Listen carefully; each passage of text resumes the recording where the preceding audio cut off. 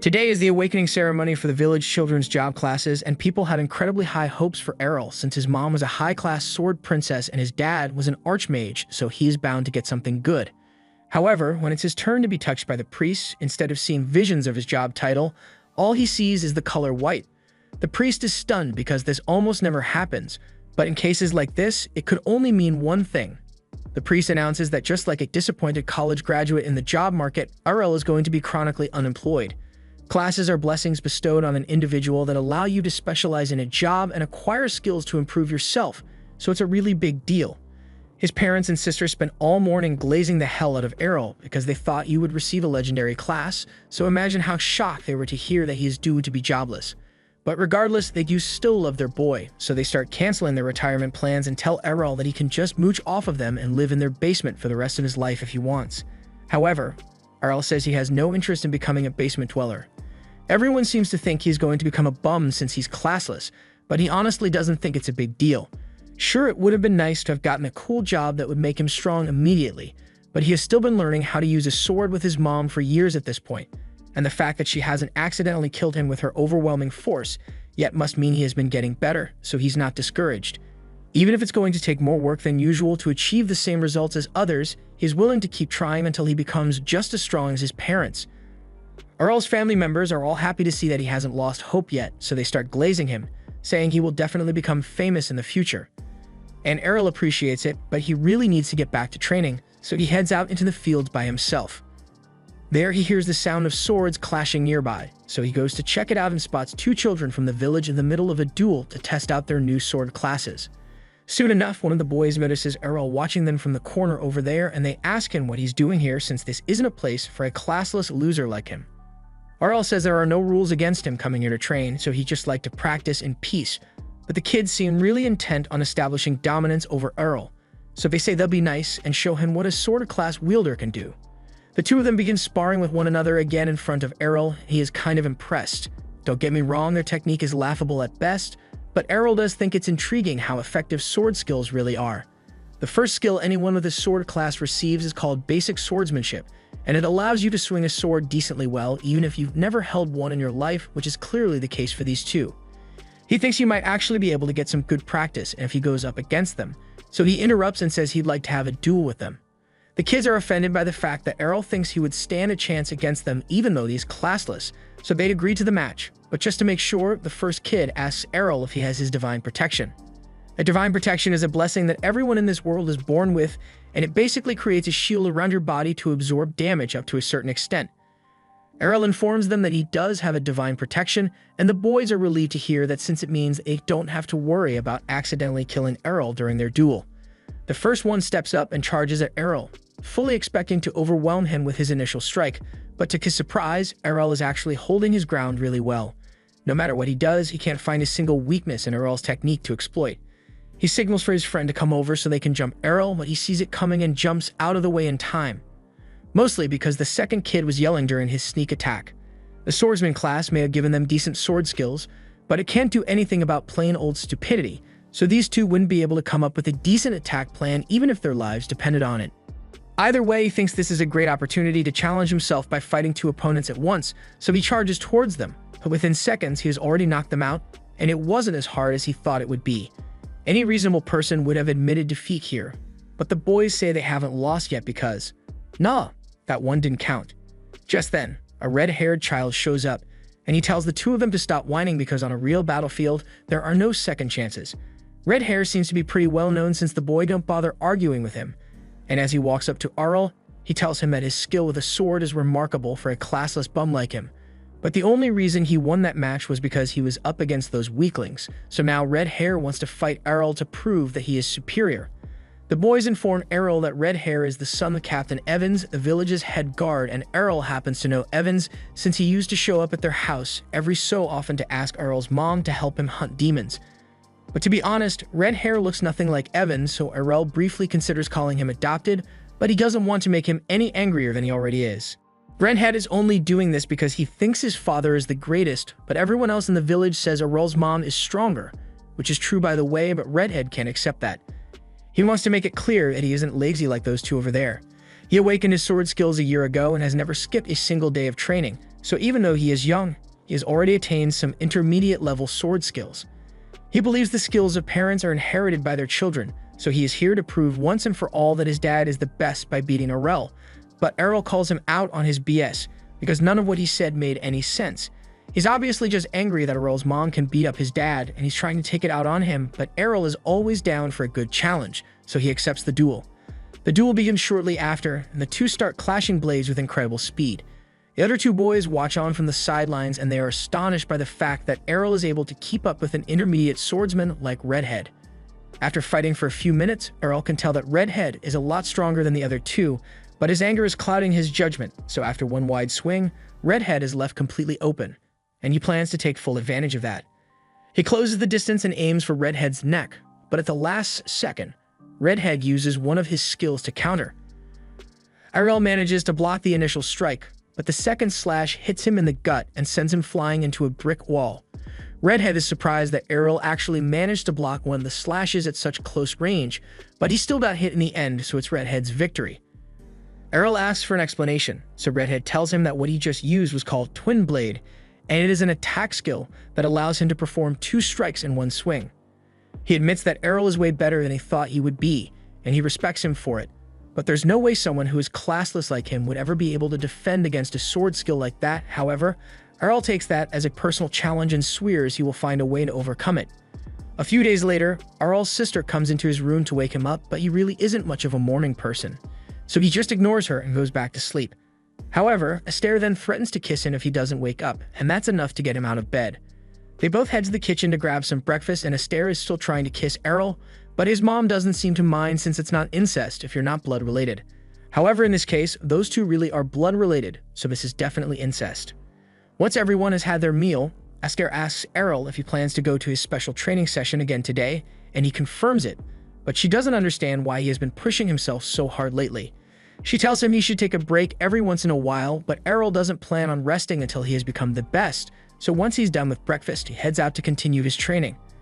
Astaire is starting to get really worried about him since he's been coming home late every day since he got beaten up at the training grounds, but Farah is sure that Errol is capable of taking care of himself, so there's no need for them to worry. She takes Astaire out back and shows her a chest full of broken swords. These are all the blades that Errol has been using to train, and you can tell by how worn out they all are that Errol is putting a lot of effort into getting stronger, so they should let him work as hard as he wants to. Meanwhile, out in the forest, Errol is using a tree to test out his new move since he thinks he has finally perfected it. He had to let the redhead hit him with it a lot so he could figure out how it works, but he eventually got it down, so he can use Twin Blade Slash at will now. All this while, a goblin has been watching Errol from the bushes, and even though it just saw what Errol is capable of, it uses the logic of my ranked teammates and decides to attack him alone. Errol spots the goblin and easily slashes it across the chest before its body could even hit the ground. Just then, Errol hears the growl of a large monster somewhere else in the forest, and it sounds pretty big, so he's about to retreat to call for backup.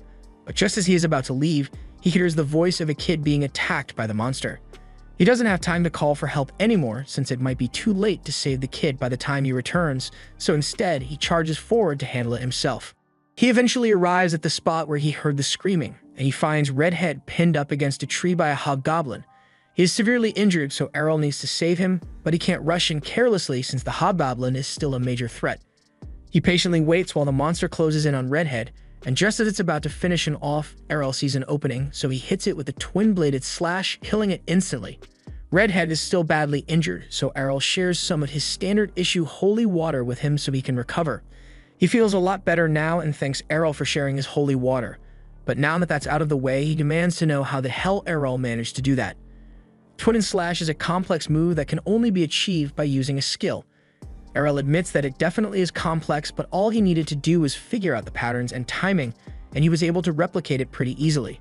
In fact, he should probably be thanking Redhead since it's only because he kept using it over and over that Errol was able to figure out how to perform the technique.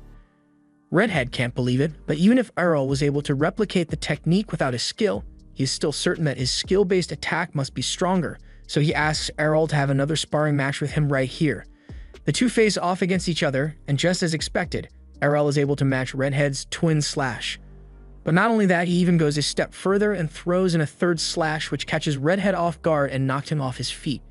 It's called Twin and Slash for a reason, so it should be possible for him to launch 3 slashes at the same time. But since Errol isn't using a skill to perform the slashes, so there's no real limit on how many he can perform. Redhead is floored at the realization that Errol is simply better than him, and Errol walks away confident that he has asserted his dominance. A few days later, Errol is having dinner with his family, and Farah mentions that Evans' child has decided to go to Brescia, the City of Swords, to train for some reason. Errol realizes he's probably the reason the Redhead suddenly decided to leave town for training, but the City of Swords sounds pretty interesting, so he is considering heading there as well. A few years later, Errol eventually decides to jump on a carriage headed for Brescia, and in that same carriage he meets a man and a woman headed there as well. The man is a barbarian and the woman is a dual sword wielder, so she asks the man to team up with her, but he immediately declines since he hates working with people who fight with flashy clothes on. The woman gets offended and tells the man that her class is focused on speed and evasion, so there's no reason for her to bother getting any heavy armor. Plus, this dress comes in handy since most of her opponents would be too busy staring at her opai to fight properly. The two are about to launch into a full-blown argument over this, but all of a sudden, the driver interrupts to tell them they both have amazing advanced classes, and he'd really appreciate it if they could put those classes to use right now, because they are in a bit of trouble. The two look forward and realize that the path is being blocked by a horde of orcs, and there's no way to get around them. The barbarian immediately starts freaking out because it'd take an entire party to handle a horde this large, and he knows damn well that he doesn't have what it takes to solo them, so he pushes past the helpless mother and son in the carriage and hightails it out of there. The dual wielder also runs off since she has no intention of risking her life for others, so it looks like everyone else in the cart is doomed, or at least that would have been the case if Errol weren't here. He runs out to confront the horde and begins cutting them down one after another. The driver is impressed because he can tell that Errol just used the blink step skill, and it is an incredibly versatile skill, but it's practically useless if the user gets surrounded, so he wonders what Errol plans to do in this situation. As the orcs close in on him, he begins spinning around as he executes quick and efficient slashes, and the driver can't believe what he's seeing because Errol is clearly using the sword dance skill, but that's a skill exclusive to the Sword Princess class, and that class can only be obtained by women. Shortly thereafter, Errol stabs the Orc King in the head, putting an end to the battle, and all the others are incredibly thankful for his hard work. Once he returns, the kid in the back asks Errol what class he has because his skills are amazing, but everyone is shocked to find out that he doesn't have one. 5 years ago, after Errol first learned how to use the Twin Blade skill, his mother had trouble believing what she saw at first. She had completely convinced herself that Errol was doomed to be a bum for the rest of his life because he was classless, but he explains that he is able to naturally learn skills through practice and hard work. On that note, he asked her if she'd be willing to show him some of her Sword Princess skills, so he could try learning those, and after that, he'd like to head to Brescia to train for a while. However, his mother wasn't really paying attention to most of what he said because she was so overjoyed by the fact that her son isn't going to be a loser after all, so she ran inside to tell the others. Back to the present, the carriage has just arrived at the gates of Brescia, so the driver wakes Errol up and tells him they've arrived at his destination. There are a lot of swordsmen here, as well as many other advanced classes, so Errol could probably learn a lot here. But before he leaves, he asks the driver if he has an advanced class as well. He tries to avoid the question by reiterating that he's just a driver, but a regular driver wouldn't have been able to accurately identify Errol's sword skills so easily, so there's clearly something special about him. The driver eventually admits that he actually possesses the Holy Knight class, but he occasionally works as a driver to take a break from all the fighting that comes with his job. He can tell that this is Errol's first time in a big city, so he advises him to go join one of the guilds as soon as he can. Most of the swordsmen here live off winnings from the battle tournament, and you can't join the tournament without a guild. Although he warns Errol to be careful about which guild he joins because there can be some nasty ones out there. After the driver leaves, Errol heads into the city to find a guild to join, and a bunch of them seem to be recruiting, but he wants to make sure he picks the best one. All of a sudden, a blonde girl sneaks up behind Errol, and she attempts to bump into him so she has an excuse to start a conversation. But Errol's too good for that, so she ends up face-planting into the concrete. She can't believe he actually managed to avoid her without even looking, but that just means he must be really talented, so she gets up and says she has an offer for him. Basically, she asks Errol to join her guild and pulls out an enrollment contract for him to sign, but he immediately tells her he's not interested. Sure, he wants to join a guild, but if she's using desperate tactics like this, then her guild must suck big time. Errol was completely right about the girl's guild, but she still wants him to join, so she offers to go on a date with him if he agrees to join, but Errol tells her she's just as flat as his sister, so he has no interest in going out on a date with her. He then gets ready to leave, but before he does, he asks her if she can point him in the direction of a guild that's actually good. The girl can't believe Errol is really asking her for directions after calling her guild trash, but she's a nice person, so she tells him the best guild around here is the Black Blade Guild, and their building is over there. Errol follows her directions and eventually finds the Black Blade Guild office, but there's a long line out front of people who want to join, so he's going to have to wait a while. Once it's his turn, the clerk tells him that he will need to register for an aptitude test to join, and to take the test, he needs to have an advanced class. However, when Errol tells him that he is classless, the clerk practically bursts out in laughter and tells his bum to get out of line because he's never going to be allowed to take the test as a classless loser. Errol asks him if he could make an exception just this once since he's sure he'd be able to pass the test if they let him take it, but the clerk tells him rules are rules, so Errol is forced to leave. He then proceeds to attempt to apply to every guild in the city, and unfortunately, the advanced skill of lying to the recruiter doesn't work here since as soon as they checked his card and found out he was classless, they all rejected him. It's clear that no guild is going to accept Errol at this rate, but then he recalls that his mom wrote him a recommendation letter before he left. She told him that if he took it to Reformer Guild, then they'd definitely let him join, so Errol decides to start searching for the place. Just then, Lilia comes up to him again and asks if he's willing to join her guild now, but Errol still has no interest in working with her. She begs him to reconsider since her guild is on the verge of being disbanded since they don't have enough members, but Errol says that's not his problem. Lilia is getting really desperate here, so she gets down on the ground and starts begging Errol to just join. She even offers to lick the dirt off his boots if he agrees to it. But by the time she looks up, Errol is already gone, and the crowd of people nearby is laughing at her pitiful display. Errol has been walking for a while now, and he should be close to his mom's old guild by now, but he's not sure which building it is. Just then, Lily shows up again and asks Errol to at least come visit her guild since it's really close by. In fact, she can see it from here, so she points over at the building, and Errol is surprised because it actually looks pretty nice. He asks why Lilia is so desperate to get new members if the guild is so well established, and essentially, Lilia's guild used to be famous, but a lot of stuff happened, and now it's a shell of its former glory. In fact, they are pretty much the weakest out of all the guilds right now, but she assures Errol that the Dragon Fang Guild will rise to the top again. Errol is shocked to find out that Lilia's guild is called Dragon Fang, because that's also the name of his mom's former guild, so this is a huge coincidence. He is no longer opposed to listening to Lilia's proposal, so he follows her inside and she leads him to the waiting room so they can discuss things. However, her dad happens to be in here, and he's an absolute mess right now. He notices that Lilia brought another newbie to sign up, but he tells Errol that he shouldn't waste his time here because this guild is done for. He then walks out before Lilia has a chance to say anything to him, so she explains to Errol that her dad used to be one of the top 2 swordsmen in Brescia, but he hasn't been the same since the day he lost his arm. She is sure that seeing the guild leader in such a pitiful state must have made Errol lose faith in the Dragon Fang Guild, but to her surprise, Errol says he'd still like to join. She asks him if he's sure he really wants to join them, but it's not like any other guild would accept him, so this is his only option. That's good enough for Lilia, so she pulls out the enrollment contract and gives it to Errol so he can sign.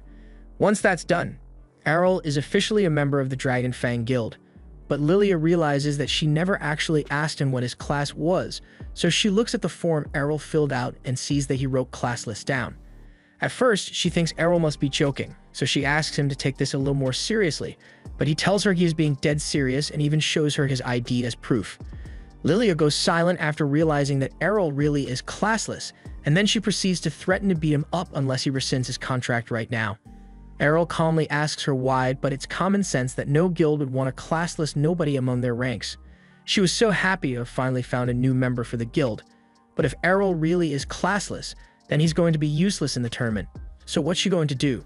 Just then, the guild's other member, Lena, happens to walk in and Lilia goes crying to her about how the new guy turned out to be classless, but as soon as she hears the word classless, she knows exactly who Lilia must be talking about. She asks Errol what he's doing here, but Errol says he doesn't have to explain himself to a stranger. Lena can't believe Errol doesn't remember her after all that time they spent training together in the village, but he still insists that he has never met her before because he would remember training with someone as beautiful as her. Lena gets flustered by Errol calling her beautiful, but now that he thinks about it, he does recall training with someone who had the same red hair as Lena, but that was Captain Evans' son. Lena tells Errol that Evans only ever had a daughter, and that daughter is her, so he now realizes that she really was the redhead he trained with back then. He apologizes for not recognizing her, but in his defense, she looks really different now, And as he says this, he is making direct eye contact with her Oppai. She has been training here for the past 5 years to make sure she'd never lose to Errol again, and since he's here, she challenges him to a friendly match so she can show him how much she has grown. Errol is always ready for a fight, so the two head to the training center, and as the match begins, Lena launches a twin blade slash at him. Errol attempts to counter with a twin slash of his own, but as the slashes collide, Lena's attack still manages to hit him. He doesn't understand what just happened, so Lena explains that while he may be able to copy her skill, she has gotten a lot stronger thanks to her training, so her attacks are at least 5 times stronger than his. Errol is impressed by how much Lena has grown, but if strength is her main advantage, then he just needs to avoid getting hit. Lena charges in to attack again, but when she strikes at Errol, he dodges her attack so fast that it leaves an afterimage. She recognizes this as the Supreme Shadow Sword skill, and she can't believe Errol managed to learn something like that on his own, but he basically just learned how to move really fast. Now there's no way Lena can lay a finger on Errol, and soon after, he knocks her out by countering one of her attacks and redirecting the force back at her.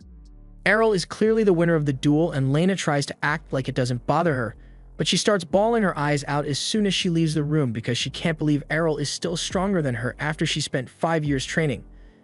Errol and Lilia decided to give Lena some time to cool off, so they head back to the meeting room, and once they're there, Errol asks Lilia for a little more detail regarding the guild's situation.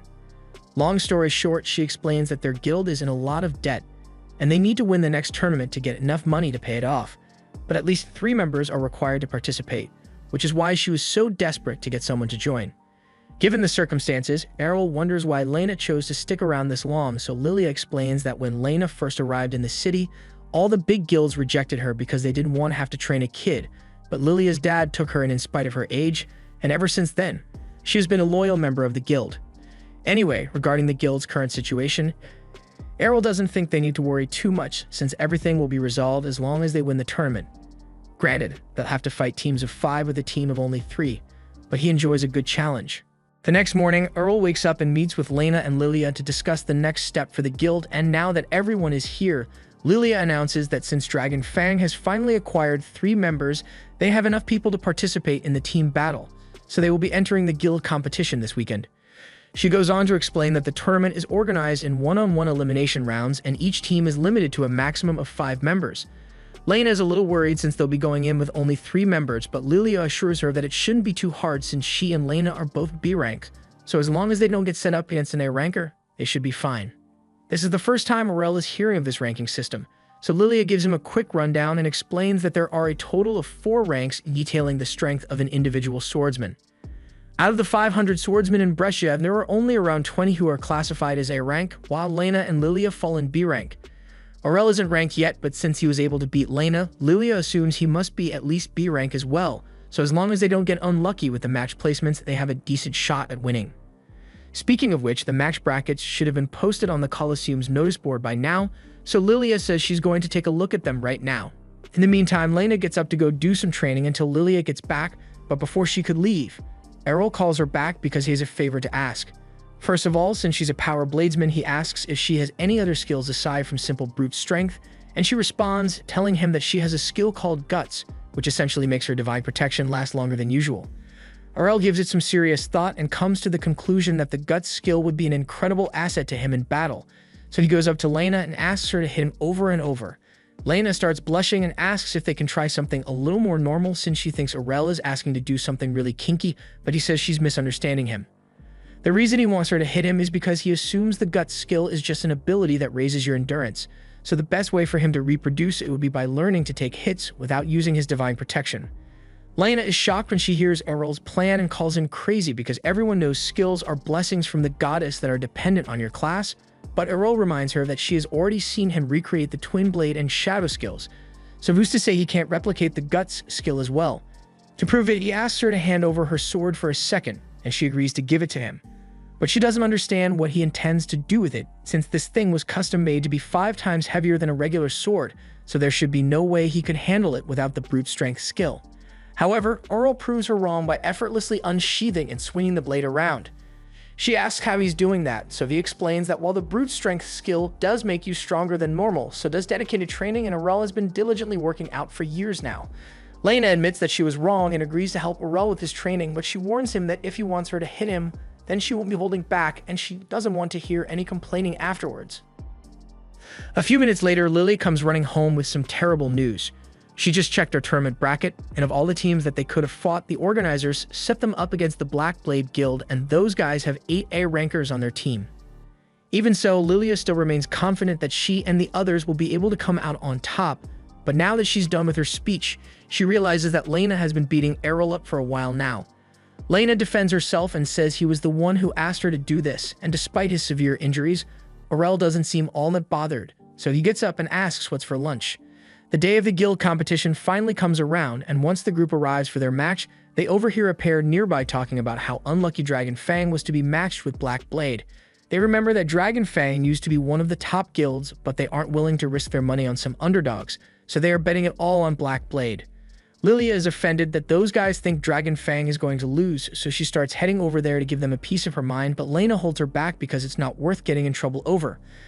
Errol couldn't care less about whether the people believe he will win or not, but he's surprised to find out that gambling is allowed here. Lena explains that all matches at the Colosseum can be bet on, and as things stand, the odds on their match are 20-1.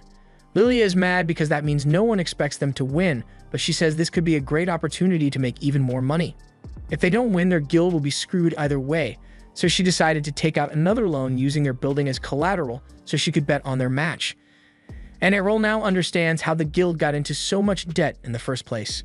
Just then, Lilia hears a man laughing at her from behind, so she turns around to see who it is, and to her annoyance, she finds Jorg, a guild master of Black Blade, standing there.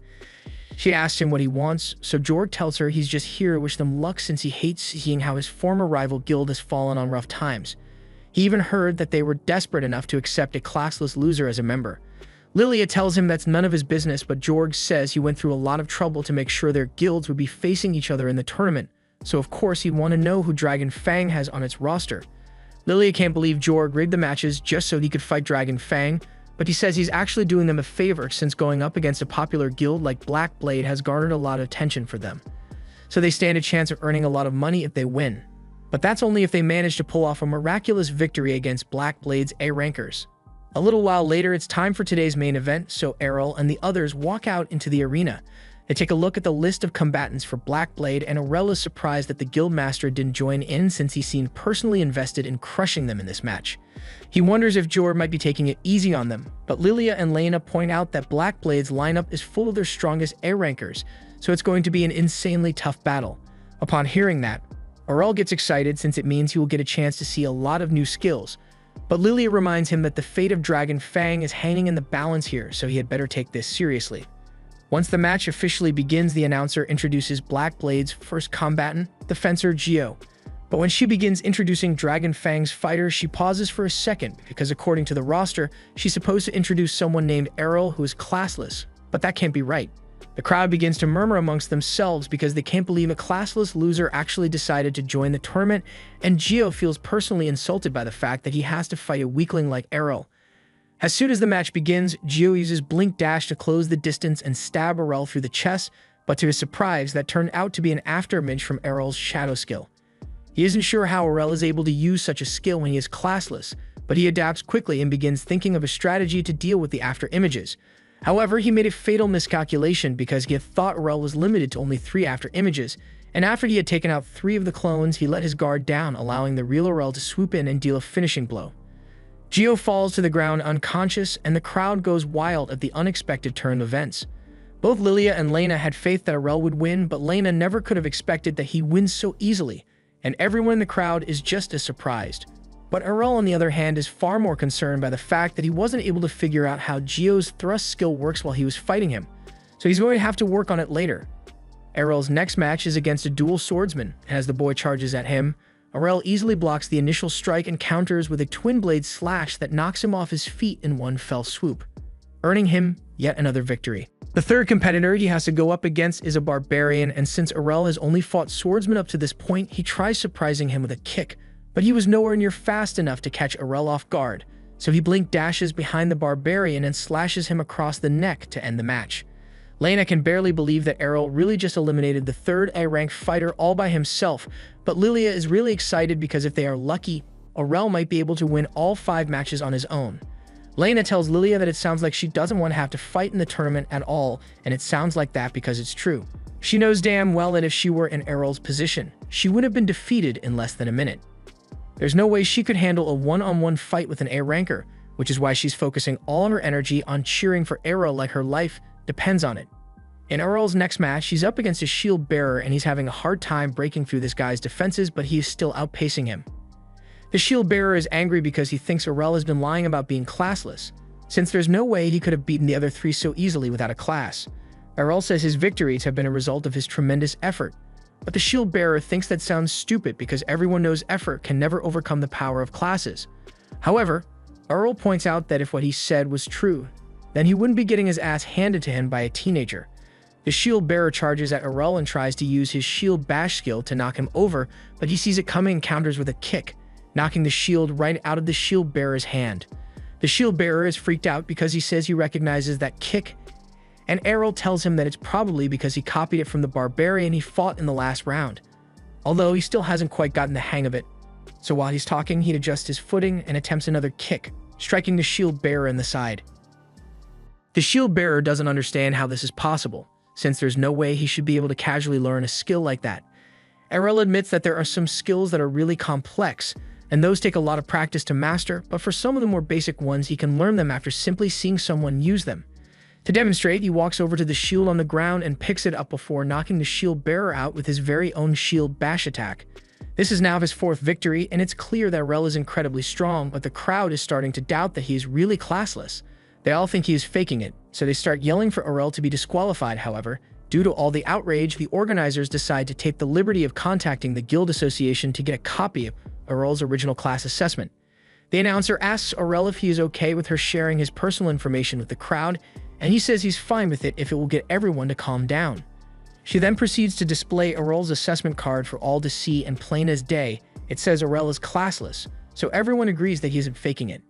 Lilia says that if she had known Errol was this strong, then she would have pawned off a bunch of her dad's treasures to place an even larger bet. Lena is starting to become concerned about Lilia's gambling problem, but she admits that Errol's strength is greater than anything she could have imagined. The final Black Blade combatant is called up on the stage, and Errol can immediately tell that this guy is a cut above the rest, so he needs to be cautious. Masamune is impressed that Errol could sense the danger and chose to keep his distance, because he planned to lure him into striking range and finish him off in an instant with his ultimate move. As soon as Errol hears the word ultimate move, he decides that it's worth the risk after all, so he starts approaching Masamune's striking range. The second he gets close enough, Masamune unsheathes his sword and performs his lightning speed strike, but just when he thought his sword had connected with Errol's neck, he vanishes. He doesn't understand what just happened, but Errol simply appears behind him and explains that while Masamune is incredibly fast, he was trained by someone who's even faster, so his reaction speed is on a different level. He then uses the ultimate skill he learned from his mom, the Piercing Tempest. After being hit, Masamune is knocked unconscious, so Errol is declared the winner, and both Lena and Lilia look at each other in shock because they can't believe they won without having to do anything. As Errol walks off stage, Lilia jumps at him for a big hug, but he instinctively steps out of the way since his sister used to give him surprise hugs all the time. He then turns and sees Lena with her arms wide open for a hug, but then she realizes what she's doing, so she turns away in embarrassment and apologizes for getting carried away. Errol says he actually would have been fine with hugging Lena, but he wishes she had taken her armor off first so he could enjoy the soft comfort. Meanwhile, from the stands, Jord watches as Errol and the others celebrate their victory, and he vows to make him pay for this humiliating loss. That night, they all return to their guild to celebrate Errol carrying them to victory, and Lilia is still trying to convince him to marry her so she can mooch off his talent for the rest of her life, but he says if he were going to marry anyone, it would be Lena. Lena shoots up from her seat and tells Errol to stop making fun of her because there's no way he actually means it. Errol asks why she would think he is lying, so she explains that most guys often mistake her for a guy who only cares about swinging a sword, and Errol admits that he made the same mistake when he first met her. She is sure that Errol wouldn't want to marry someone with no womanly charm like her, but Errol is staring at two very compelling pieces of charm right now. In any case, Lena says she's focusing on becoming the world's greatest swordswoman so she doesn't have time to spend on romance, and Lilia is relieved to hear that since it means she won't be competing for Errol's attention. She begins rubbing Errol's leg and offers to give him a special massage as thanks for all the hard work he put in today, but Errol turns her down and asks Lena to do it for him instead. However, instead of a regular massage, he says he wants her to start bashing him with her sword like last time. Lena asks if he's really sure about this since she's starting to feel bad about hitting him so much, but he says this is the only way he can learn the gut skill, and Lena is the most skilled and trustworthy person he knows, so she's the only one he can ask to do this.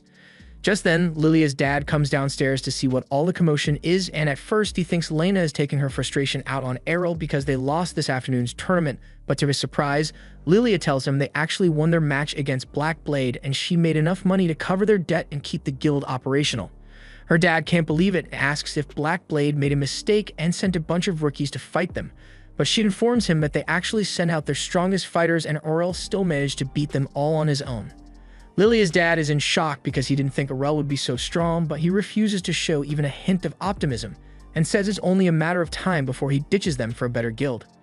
Lilia says that's not going to happen because she's going to marry Errol, but Errol interjects and says he never agreed to any marriage proposal.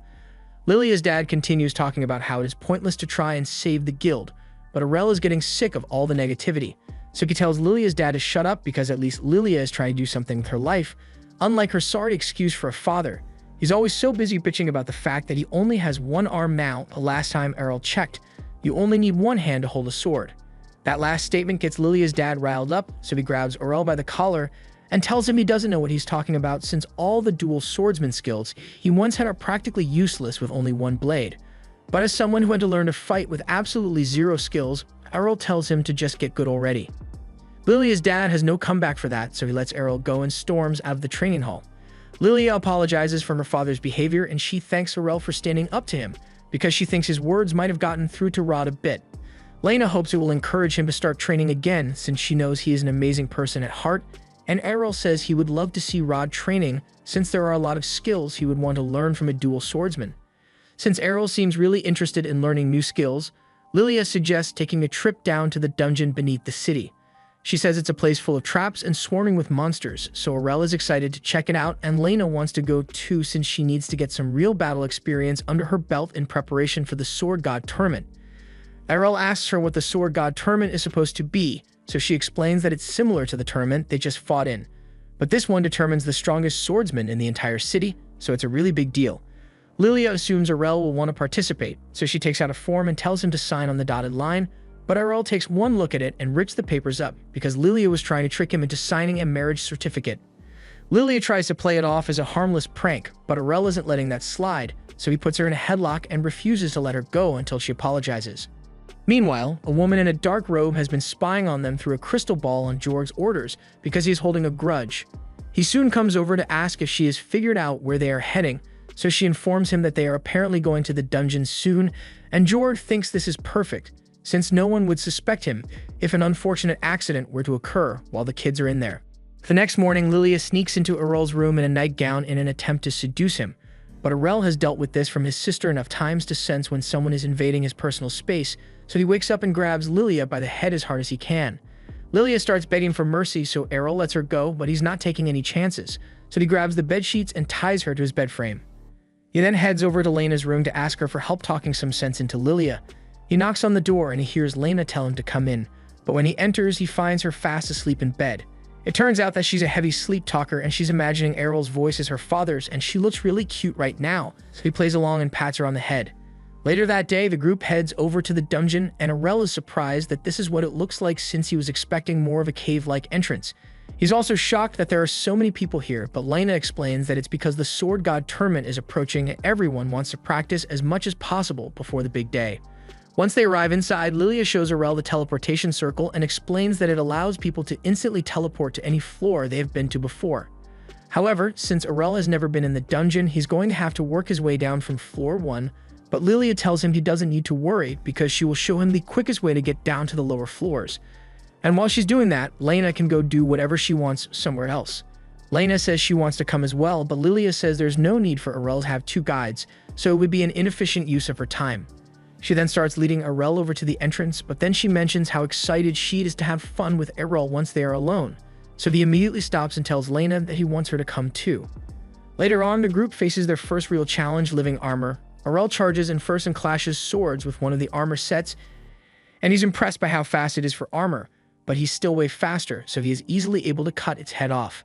However, to Aurel's surprise, the armor continues moving even though it has been decapitated. Lena explains that the armor is empty and uses the magic of the dungeon to move so it doesn't have any actual weak spots. In that case, Errol figures that the best way to stop it would be to take out the armor's legs, so he runs off and slashes it in the kneecaps like it owes him money. Lena finishes taking care of her armor soon after, so the room is clear for now, but the armor will start regenerating sooner or later. Lilia then comes over, talking about how tough the fight was, but Errol points out that she literally didn't do anything to help. Lilia defends herself and says it's not her fault since Errol and Lena just took out all the armor sets before she got a chance to do anything. But come to think of it, Errol has literally never seen Lilia fight, so he doesn't even know what her class is. Lilia takes her sword out and tells him she's a fencer, so if he wants to learn any of her skills, she would be happy to teach him. But a fencer is technically just a downgraded version of his mother's sword princess class, so Errol says there's nothing Lilia can teach him.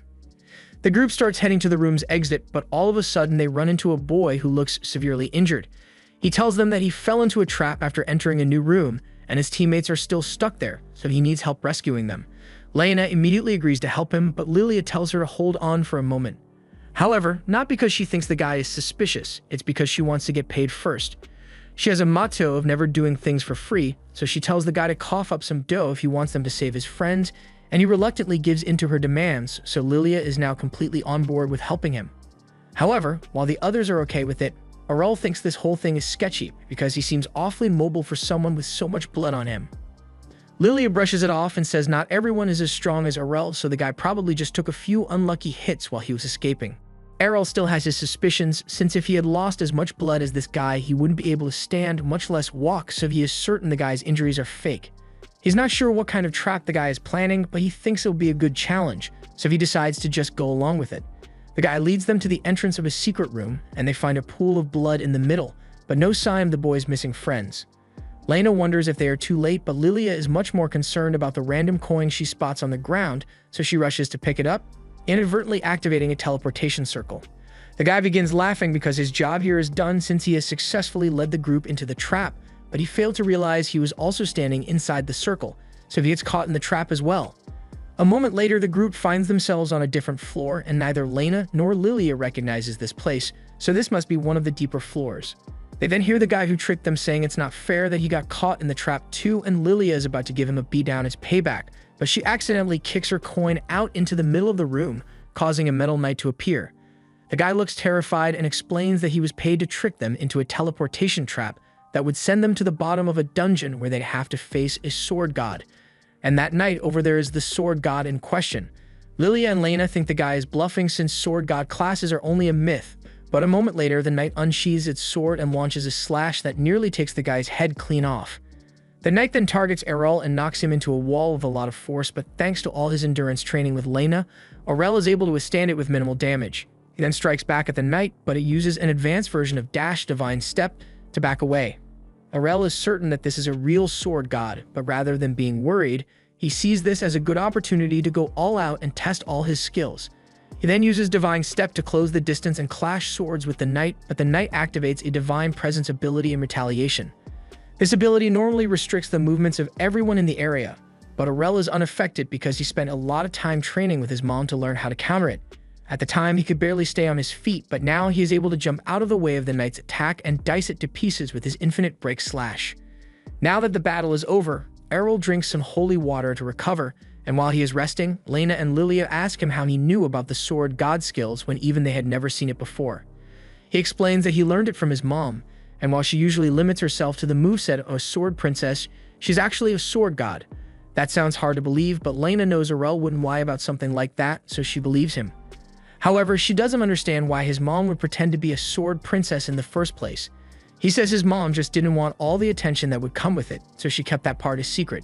Back on the surface, Rod has just found out about the trap Jorg set, and he is heartbroken by the thought that his daughter might be dead. But to the surprise of both Rod and Jorg, Errol and the others all walk into the bar laughing like nothing happened. Rod is relieved that Lilia is alright, and Jorg can't believe they managed to survive against a sword god. Lilia smirks, telling Jorg that Errol easily defeated it. But that's not all, since they already got the kid to confess that Jorg was the one behind the whole trap.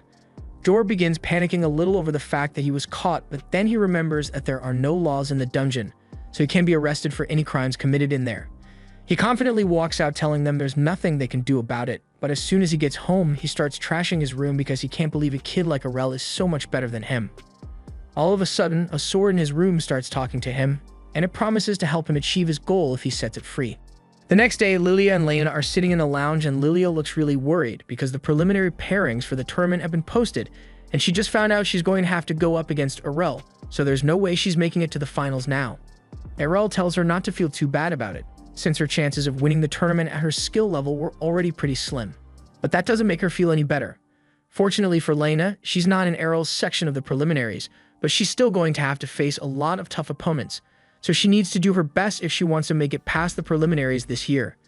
Lilia also intends to give it her best shot even though she knows there's no way she's beating Aurel, so she says she is heading down into the dungeon again to train today. She asks Aurel to come along since she wants him there for protection in case something bad happens, but he doesn't really feel like dungeon diving again. Just then, Rod comes out to see what's going on, and after learning that Lilia plans to head into the dungeon again, he warns her to be extra careful because there's no telling when Jord might set another trap and he doesn't want to lose her. Lilia can see that her dad is really concerned about her, so she assures him that she will keep her guard up at all times, and hearing that is a huge relief for him.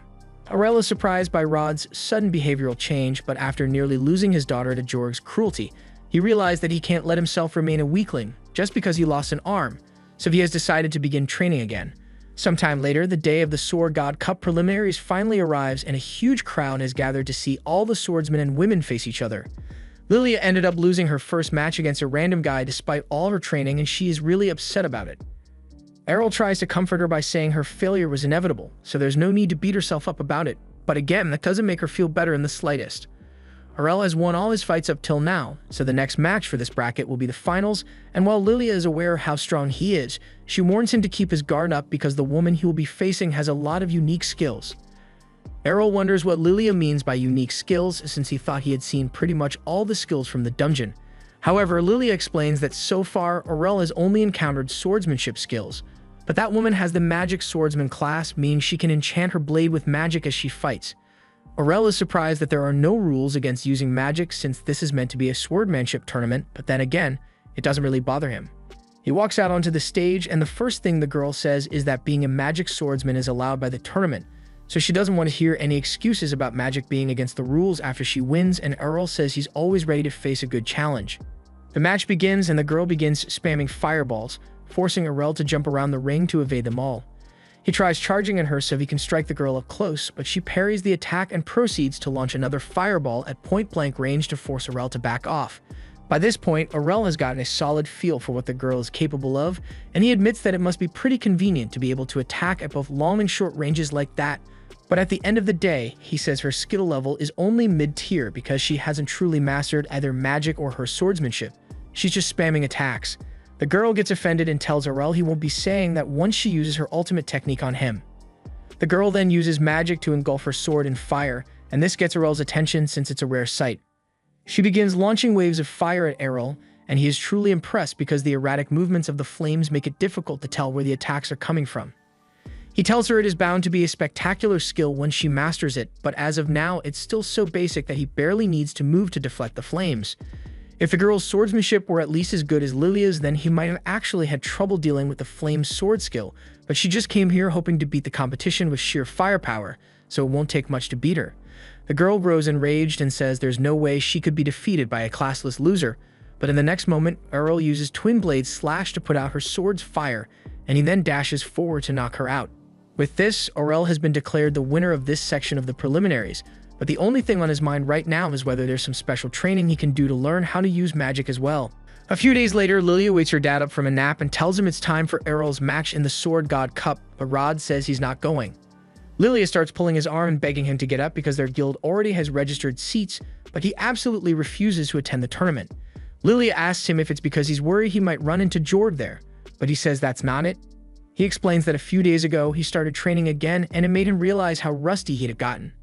It might even be a challenge for him to win the Sword God tournament in his current state, but hearing her dad talk about winning the tournament like it's the bare minimum really pissed Lilia off because she couldn't even qualify for it. She tells him he's coming to the arena today whether he likes it or not, and she drags him off the couch so he can get dressed. Once Rod is ready, he and Lilia start heading towards the arena, and as much as he was fussing about not wanting to go to the tournament, Lilia knows he would have gone to watch in secret anyway since he never misses an opportunity to see his guild members perform well, and Rod can't deny that.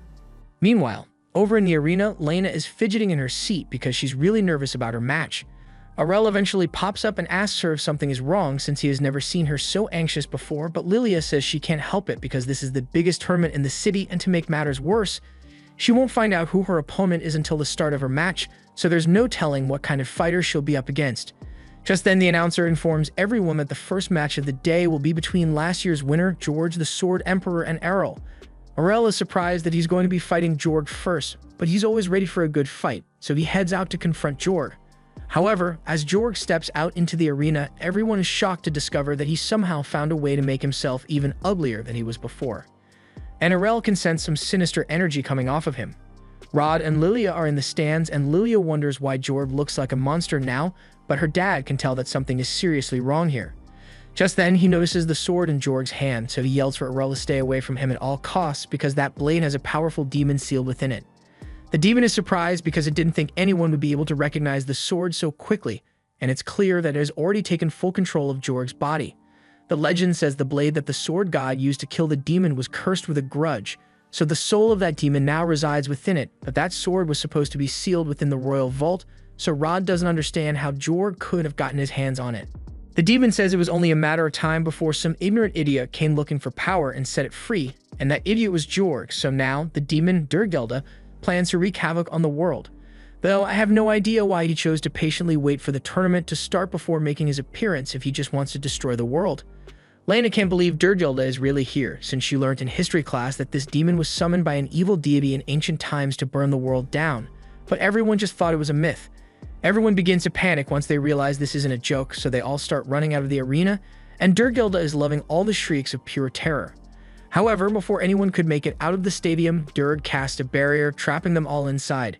No matter how hard they try, none of them can escape, and Durg plans to take his time slaughtering them all. But then he notices Aurel squared up for a fight. He finds it amusing that a brat like him is dumb enough to raise his blade instead of begging for mercy, but Aurel says he is confident that he can win this fight. After all, a long time ago, Durg was defeated by a sword god, so he isn't invincible. Durg admits that it's true that he was defeated by a sword god in the past, but based on Jorg's memories, there is no living sword god right now, so there's no one to stop him. Aurel tells Durg that he was wrong about two things just now. First of all, there is still at least one sword god alive in this time period, and two, even though Aurel isn't technically a sword god, he is still confident that he can beat Durg. Durg begins laughing because he thinks Aurel must be delusional, but it stops being funny real quick once Aurel uses Divine Step to close the distance and nearly takes Durg's head off. Durg can't believe his eyes because only a sword god should have that ability, so he demands to know how Aurel acquired it, but he isn't interested in talking right now. He begins relentlessly attacking Durg, but Durg suddenly gets a smirk on his face once he realizes that he is in the body of a sword emperor, so his sword strikes are incredibly powerful. He jumps into the air and lands a direct hit on Aurel's shoulder, slamming him into the ground, but to Durg's shock, once the dust clears, Aurel is perfectly fine. He doesn't understand how a kid could manage to shrug off such a powerful attack, but Aurel just says his training for the guts skill is finally starting to pay off. Durg is starting to get nervous because nothing he tries against Aurel is working, and at this rate, it will only be a matter of time before he is defeated.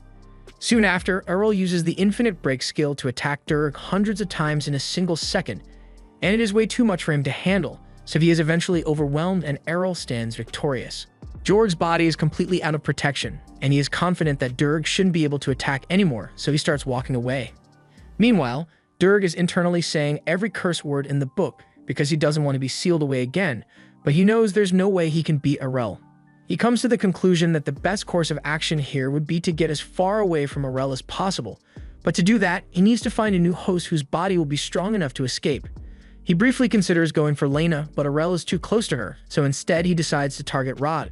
All of a sudden, Aurel notices the demon's sword fly out of Jorg's hand in his direction, so he jumps in front of Lena to push her out of the way, but it then pulls up and hits the stands instead.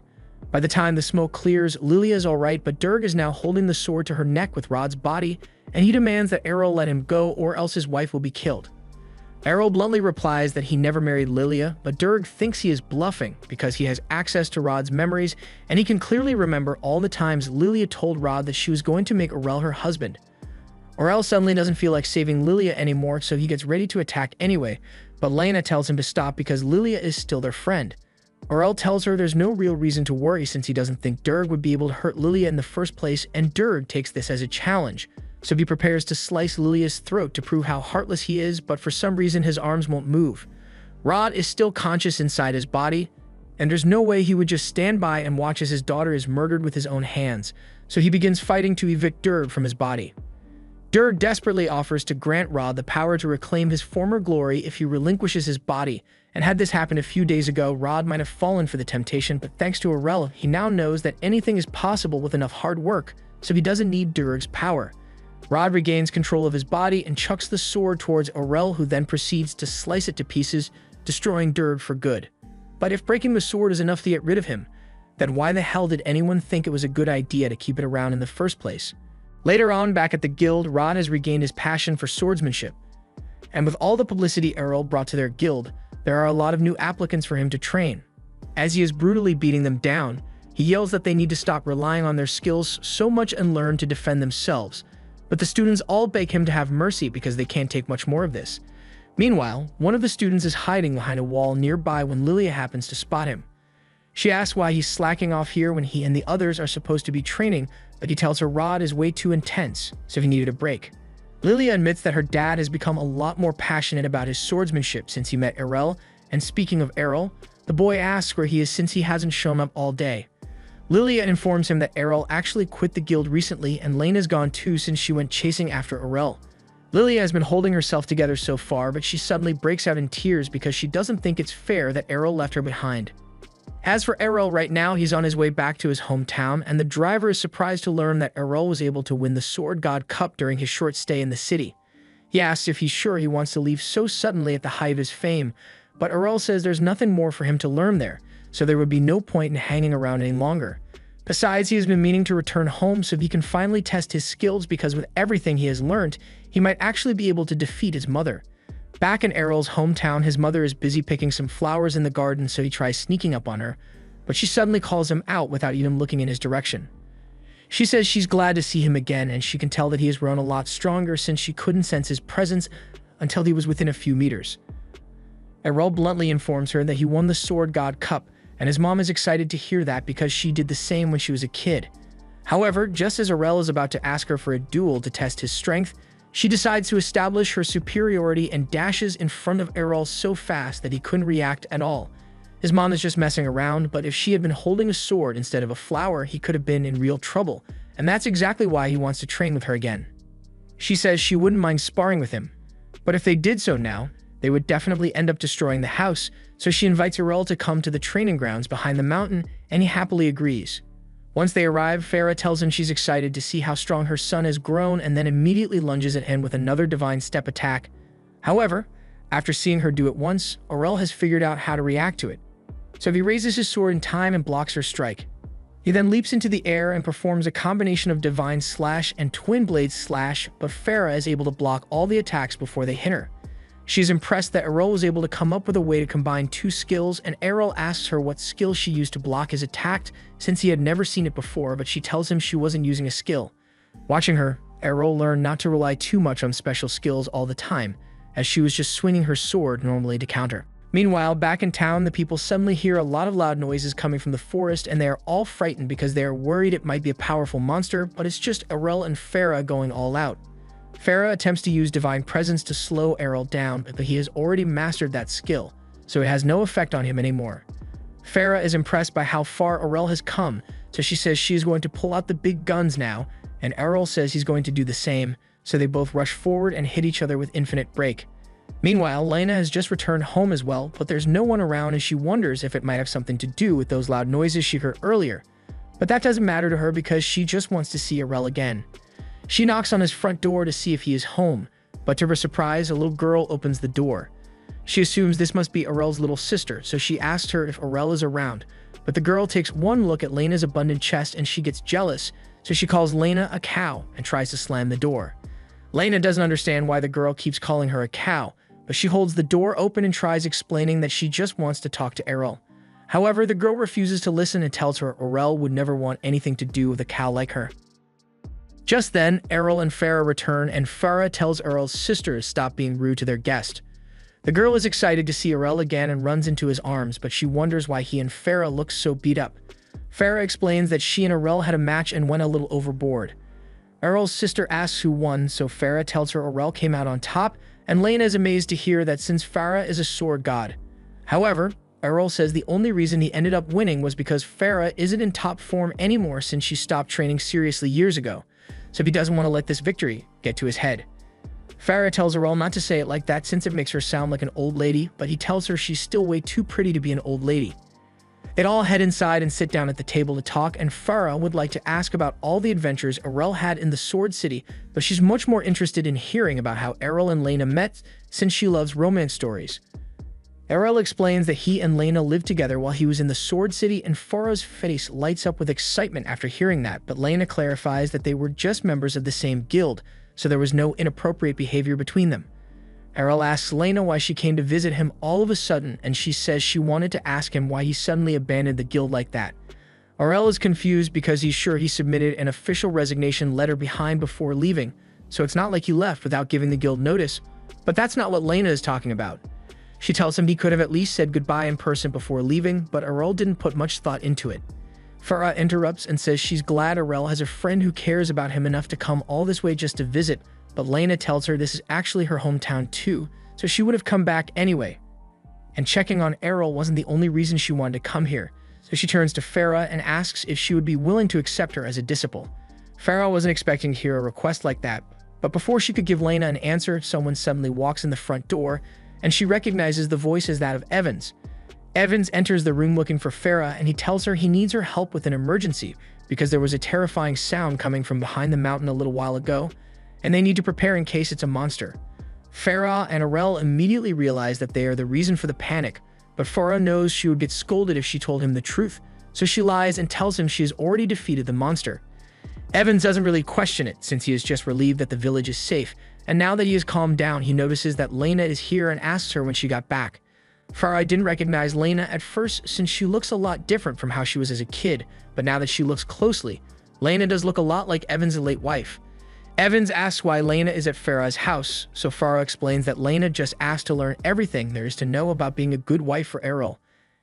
Evans breaks down in tears of joy because he thinks his daughter is going to get married soon, but she freaks out and tells him she just wanted to ask Farah to teach her how to get better at swordsmanship.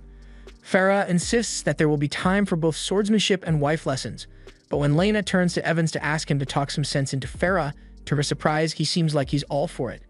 After his wife died, he was worried about Lena's future because the only thing he knew how to teach her was swordsmanship, so he would be overjoyed for Farah to teach her some housekeeping skills, and Farah assures him that he can trust her to take care of Lena. Evans is grateful to hear that, so he says he is going to return to his duties now, and he will be leaving Lena in Farah's care, so he tells her to do her best. And Lena is left wondering how things turned out like this. This entire time, Errol's dad has been busy in his study working on his magic research, but he's not surprised when Errol walks in because he overheard the entire commotion earlier. Errol asks how Liam's research has been going, and he is happy to announce that he is really close to a breakthrough. It might even become an ultimate technique if his hypothesis is correct. That aside, he asks Errol if it's true that he brought back a cute girlfriend, and Errol doesn't deny it, but he says he would describe her as more beautiful than cute. More importantly, he says there's something he wanted to talk about. He just defeated Farah in a sword fight, so he would like Leon to teach him magic now. However, Leon says it would be impossible for Errol to learn magic, so he should just give up on it. While that's going on, Farah is in the kitchen with Lena, trying to teach her how to cook, and Lena agrees to give it her best shot, but she has literally no experience with anything other than a sword, so she ends up smashing the table to bits. Lena apologizes for the trouble she caused, but Farah says it's fine since it just means she will have to start from the basics. A little while later, Errol and Leon finish fixing up the table, but while Errol is putting away the tools, he asks why Leon didn't just use magic to fix the table.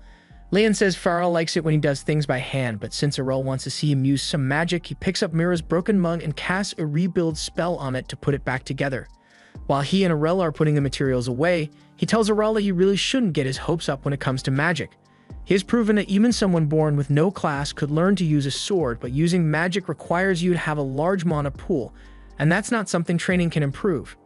Errol admits that it would be impossible for him to use magic without having a large mana pool, but he asks if it would work as long as he had mana.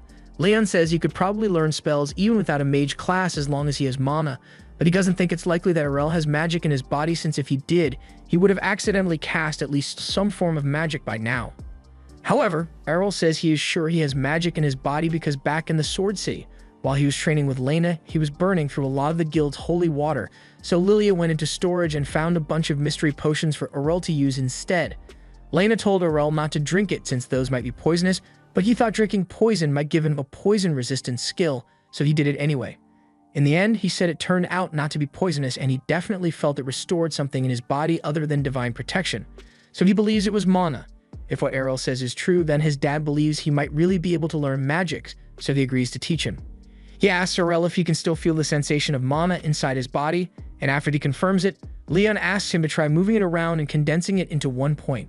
Aurel gives it his best shot, and at first, nothing happens, but eventually, a faint blue light begins to glow in his hand.